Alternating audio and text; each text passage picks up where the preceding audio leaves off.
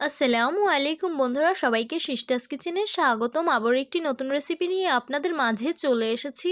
আজকের রেসিপি হলো মাছের পেটি রান্না করব, তো দেখতে থাকুন। প্রথমেই চুলায় একটি পাত্র বসিয়ে দিয়েছি, রেগুলার রান্নার তেল দিয়ে দিলাম, কুচি করে রাখা পেঁয়াজগুলো দিয়ে দিব আর পেঁয়াজের হাই দিয়ে দিলাম। পরিমাণ মতন হলুদ মরিচের গুঁড়ো দিয়ে সামান্য ভেজে নিয়েছি। পরিমাণ মতন আদা রসুন বাটা দিয়ে দিলাম, সামান্য পরিমাণ পানি দিয়ে দিলাম, স্বাদ মতো লবণ দিয়ে দিলাম, পেঁয়াজের হাই আর কাঁচামরিচ দিয়ে দিলাম। তারপর মশলাগুলো সুন্দরভাবে কষিয়ে নিয়েছি আমি।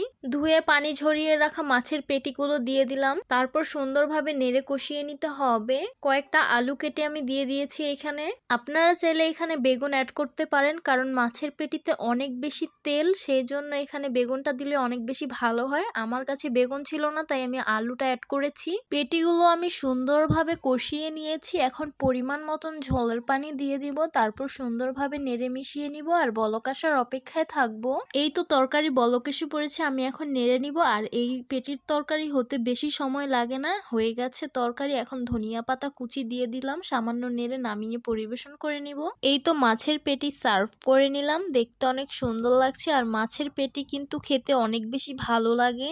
মাছের পেটি রান্নার সময় কিন্তু আমি তেলটা কমিয়ে দিয়েছিলাম, এখন কিন্তু অনেক বেশি তেল বের হয়েছে। কারা কারা মাছের পেটি খেতে অনেক বেশি পছন্দ করেন তারা অবশ্যই কমেন্ট করে জানাবেন। আর যারা খেতে পছন্দ করেন না তারা অবশ্যই ট্রাই করবেন, এটা খেতে অনেক বেশি ভালো লাগবে।